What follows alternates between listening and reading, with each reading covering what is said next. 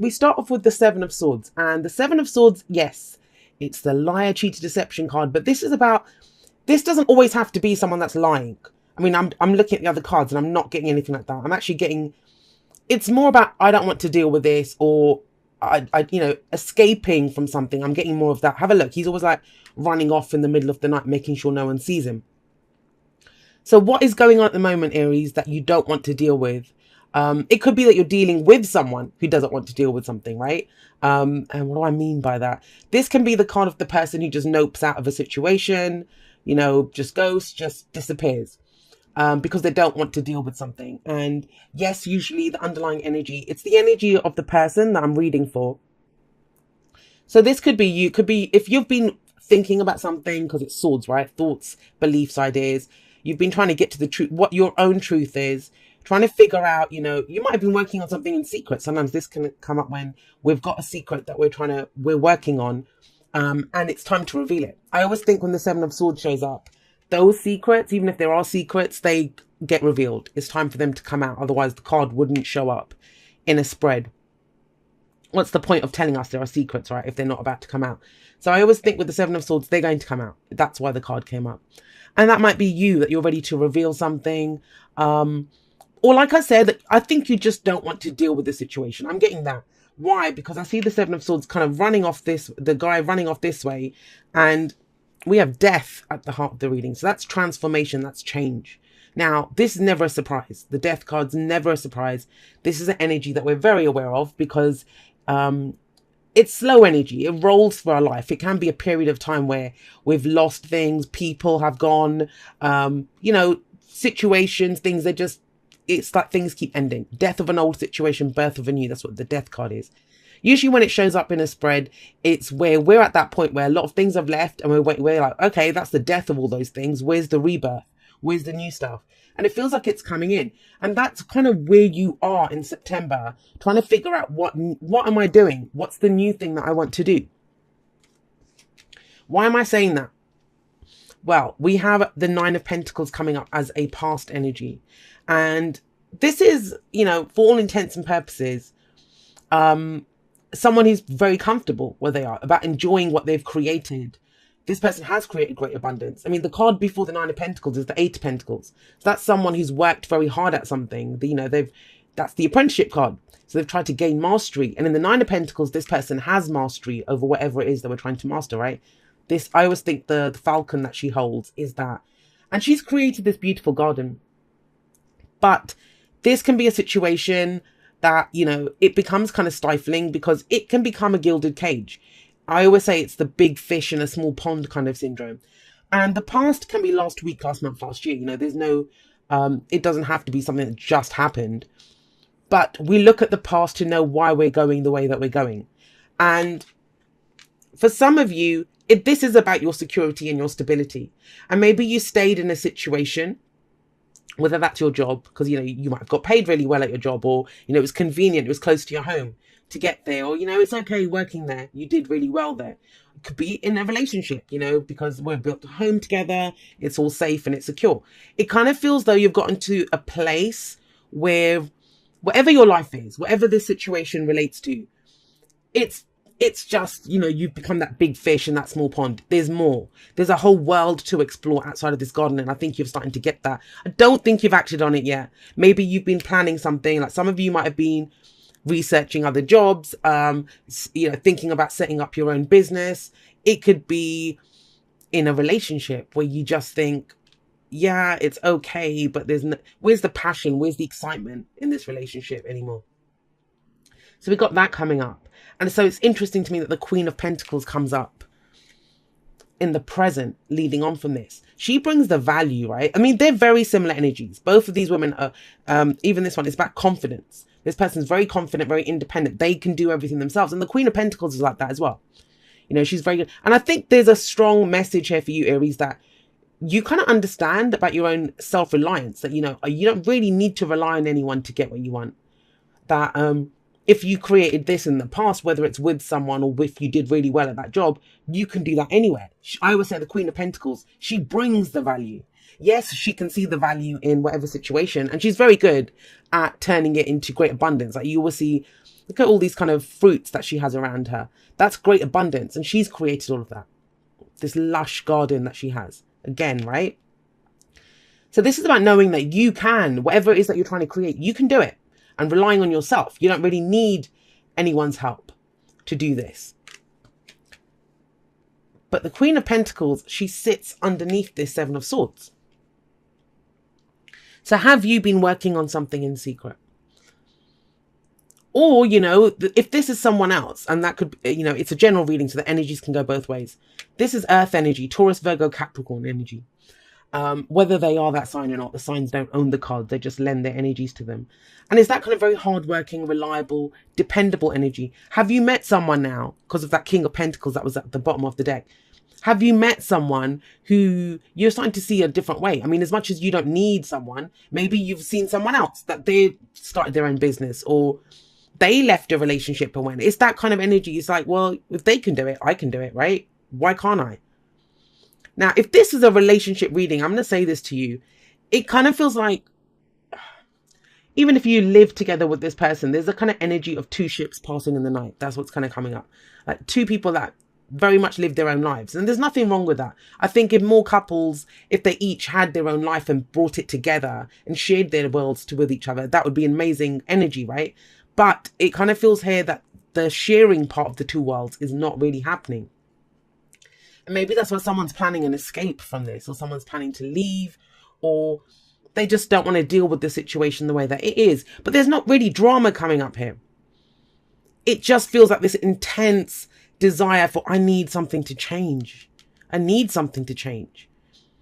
On the contrary, it kind of feels like it's become too stable almost, you know, it's too, it might be that, you know, all it's become about is saving up for that holiday or saving up for that house, or it's just work, you know, well, we need to do this, or we've got these bills to pay and we need to do that. That's what's kind of coming up.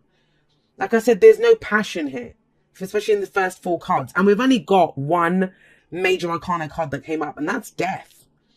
This is about letting something go, you know, releasing it, that it no longer serves us, and we want something fresh and new that comes in. That's something that is good for us, that, you know, we would feel good doing it. And that's why it's no surprise to me we have the Eight of Cups coming up as a future energy. So, I mean, if you're not there yet, I mean, I kind of see with the Nine of Pentacles and the Queen of Pentacles, this kind of evaluation happening. Taking stock of what's gone, what's left, what am I dealing with. There's a lot of kind of figuring out going on. I kind of see that with the sevens anyway. You know, so we're trying to figure out, is it worth the risk? Is it worth doing this? Do I want to stay in this with that Seven of Swords there? And with death, there's just a desire for transformation, change. And at this point, it might be even that I'll take change, any change, as long as it's change. But if you have it, and it may be that as you kind of get into September, or even for the large part of September, you're not quite ready to make that choice. I kind of get the sense, and that's just intuitively I'm picking up, that, you know, it'll be by the end of the month, or even, you know, going into October, because this is a future energy, where you finally decide. Now, when I have clients or when I deal with people and they don't know what they want to do, and I would say, well, if you don't know what to do, then don't make a decision. You know, that's okay to decide not to decide at that moment. Because I think when the Eight of Cups hits, that's when you know what you want.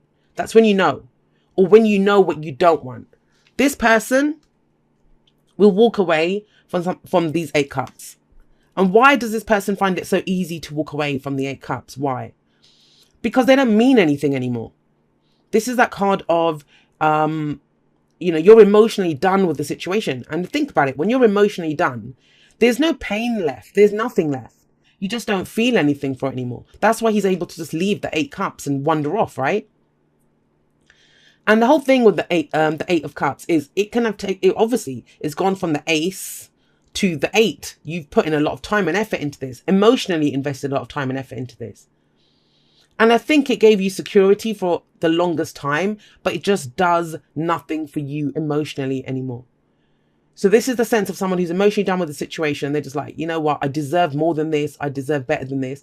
And it takes faith if you think about it. I always think this card takes a lot of faith. Because he has 8. It's that whole, you know, a bird in the hand is worth 2 in the bush. And this guy's like, well, no. The bird in the hand does nothing for me. I will go for the 2 in the bush. And so he walks away because something's missing. And what does he walk away to? It's the 9 of Cups. And he trusts that he will find that ninth cup. And that will be the wish card. That will be the heart's desire. That's what he truly wants. That's what he truly deserves. And that is the change, guys. You know, if you're longing for change in your situation, and I say this all the time, and I'm always posting about stuff like this on Instagram as well. A lot of people, they wait for change. They wait for it. In fact, recently, because there's been this energy like kind of everything feeling stuck. And a lot of people, and I've been saying it, you know, the green lights are going to turn on, be ready to go. Everything will start shifting. It's okay. And so many people are like, yeah, I'm waiting for that green light. But it's almost as if we're all in our cars waiting for that light to turn green. But some people are in their car, engine on, everything ready. They're loaded up. Everything they're going to take on this trip, they're ready to go. Other people, they've not even started the car. You know, they're kind of wandering around somewhere else. And so are you going to be ready to go when that light turns green?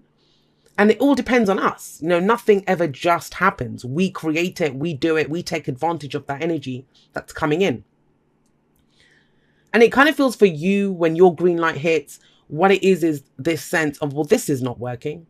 This is not working. I want transformation. I want change. And the only way I can have this transformational change is to first acknowledge that this is not working for me. And then to say, I deserve more than this. I deserve the ninth cup, right? To have faith that there is more for me out there. And that takes you to do that. Because I kind of get the sense that with all of these cards, have a look at them. With the Nine of Pentacles, she's created that garden. The Queen of Pentacles, she brings the value. She's the one that looks at something, can evaluate it. I can make this work. I can do whatever. It's her skills, her knowledge, her hard work that gets her what she wants.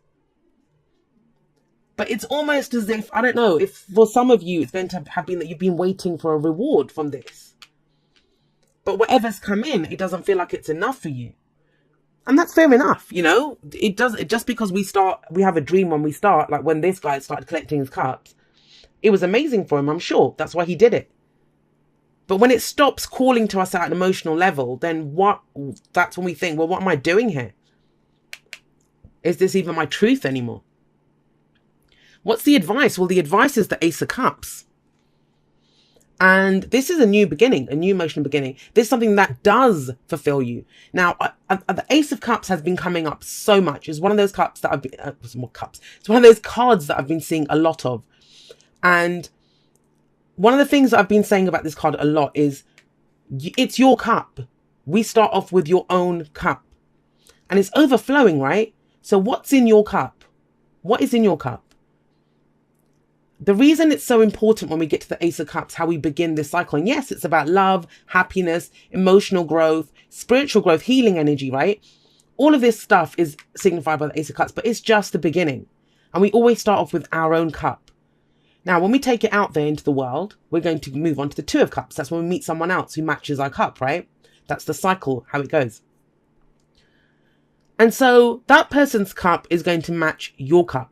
This is why when the Ace of Cups shows up, it's very important to know what's in my cup.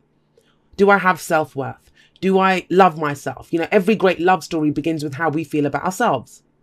Do I have peace? And I kind of get the sense too many people go out there with an empty cup looking for someone else to fill their cup. But if the other person's cup matches your cup, it will be empty as well, right? And it will just highlight how empty your cup is by how much that person doesn't have to give you. So we always start off with looking at what's in our cup. So what makes you happy? What is your heart calling you to? What do you love? These are the kinds of things to go for. You know, I get asked a lot of times, especially for work readings, let's step away from the kind of love and romance stuff for a moment. If we kind of look at, even for work, people that love to do something, they love to do it, but they won't do it because they think, oh, it's not really financially viable. And so they get into jobs that don't do anything for them. Like, you know, I don't know. I've got someone that I know who is a computer programmer, but what they actually would love to do is to make music. But music's never been seen as being financially viable. So for some of you, it's almost as if you've been doing something, whether staying in that relationship, whether staying in that job, because it's good financially, or it brings you that security, but it's not enough for you. It's not enough. You want this. You want your cup to be overflowing, right? And that's the advice. Go for what your heart wants. take it from me, and I come from a corporate background. I've worked in offices and, all sorts of stuff, that if you love it, you do it for the love of what you're doing, and it will always pay. It will always pay if you turn what you love into your work. It doesn't even feel like work, and you'll work even harder at it. Right, let's get you some oracle cards and we'll see what's happening. Let's get you one from the romance angels first of all. It's not worth it anymore. The 10 of Wands came up there. This is about putting down a burden as well, right? This is a card that's been coming up a lot as well. I've been seeing the Ace of Cups and the 10 of Wands everywhere. And it's almost as if I know what's not working for me. All of this that's why I love about retrogrades. They get us to slow down and to do some of the inner work and to kind of look at, well, what's really going on with me, right?